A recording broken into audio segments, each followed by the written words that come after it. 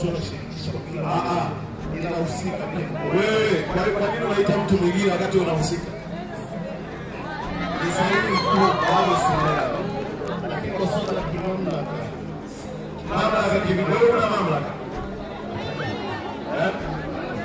Wewe jukumu lako ni nini? Jamani, wananchi tusikize, tujifunze pia, si ndio? Ili utende haki lazima umsikilize pia, si ndio? Basi tuambie yeye jukumu lake ni nini? Yaani wewe unakula mshahara kwa kazi hii. nashukuru mkuu wa mkoa. Kwangu mimi kama afisa mazingira, swala la kwanza nahakikisha kwamba swala la kijani, jikwa la kijani, kuhakikisha kwamba miti inapatikana ya kutosha na wananchi wanayapanda kwa kutosha. Pia mimi naajiri kwenye masuala ya compliance ya miradi yote ambayo itahitaji tathmini ya athari ya mazingira, EIA, environmental assessment and audit, pamoja na masuala mengine yote ya kimazingira zaidi kwenye awareness. Kwa mfano masuala ya mabadiliko ya tabia nchi, kuwa na kampeni mashuleni kwa ajili ya kujenga usafi wa leo ili kesho viwe endelevu kwa masuala ya mazingira. Kwa hiyo hii kazi ya mtaro hii na mazingira haya ya hii mito na watu kujenga paka kwenye mito, kukata miti ni uko nje. Hapana, kwamba swala mazingira ni swala shirikishi. Wewe hata shirikishi sio wewe, inahusika mtu. unahusikaje? Inahusika. Kwa mfano tukiangalia kwenye sheria ya mazingira imetaja wazi kwamba kuna ile sheria na sana kifungu cha kwanza na cha pili kwamba ni mita 60 wananchi asije ama asije shughuli zote za wewe unahusikaje? Usisome sheria, wewe unahusikaje? swala la kutekeleza sheria. Kwa hiyo hapa sheria imetekelezwa.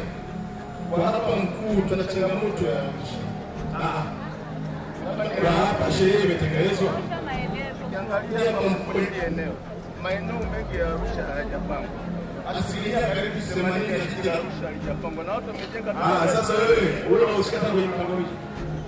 Viji swala la mazingira, swala la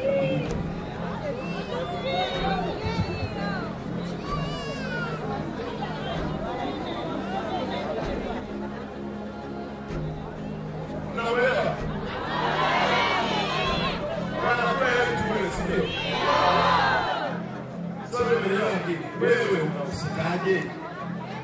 Mimi nahusika kwenye swala zima la sheria. Ni kama wewe umeshindwa kusimamia sheria. Kwa sababu kusema mji wote wa Arusha hujapangwa, na ni kweli. Kwa wewe uko pale kwa ajili ya kuunga mkono kilichofanyika. Tofauti wewe na hao wenzako ni kwa. Yaani tofauti yako wewe na wenzako kwenye huu mto. Kwa mfano mkuu, kwa mfano tukiangalia sheria ya mazingira mwaka 2004 maeneo tofauti yako wewe tunaongelea sheria tofauti yako wewe.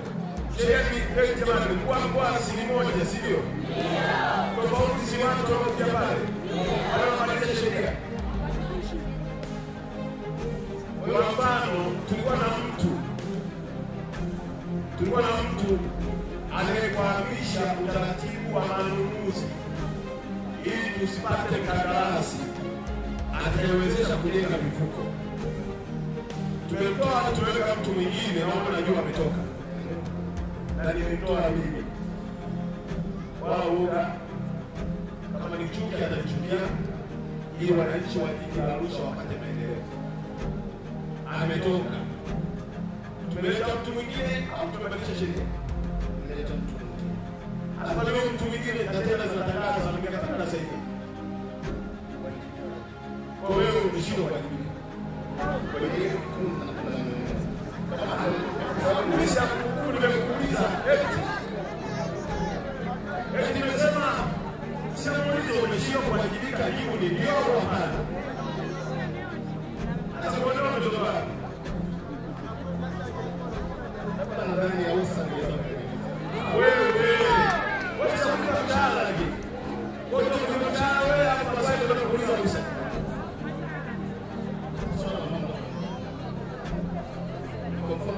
wewe una kazi. Sikiliza. kila mtu anajibu kwa mshahara wake. Wewe ni sheria yako na ni mamlaka yako. Alafu Ushakwenda kwa mkoa kalalamika kwamba anashindwa kutekeleza kazi kwa sababu ya moja vita. Ushakuja kwangu kila mwaka asili mmoja. Kwa ndani ya mwaka mmoja sehemu ya kutembea dakika 2 hujawahi kuja. Sehemu ya kwenda dakika 3 kwa kuona hujawahi kwenda kulalamika. Unashindwa kutekeleza majukumu yako. Kwa sababu watu wa mipango miji, watu wa ruhusa wameshika. Na wewe na wao ni kitu hicho. Hapo nakuuliza wanasema muulizo fulani. Nakuuliza wewe una mchango gani unanisomea sheria? Sheria ni kama mamlaka gani? Wewe hauna. Sheria mkuu imenipa mamlaka. Wewe ndio kama mamlaka kutekeleza. Wakati unawapeleka mahakamani kwa kuvunja sheria uliopewa kusimamia. Labda mkuu kwenye hili nyumba. Nakuuliza swali. Siamka wala kupeleka. umekaa muda gani hapa mtu? Una miaka 6. Basi inatosha. Amemwakilisha lasi nani hapa? Fanyeni mchakato wa uhamisho. Haya, kila laheri huko utakaopangiwa. Nataka mtu atakayekimbizana na spidi yangu hapa. Wewe kwa mtendaji unauliza swali alafu una majibu, unataka kupeleka majibu kwa mtu mwingine. Kila mtu atabeba msalaba wake. Hata mtu mwenyewe una miaka 6 bado anasema mpango miji, mji haujapangwa, wewe ndio wa mazingira.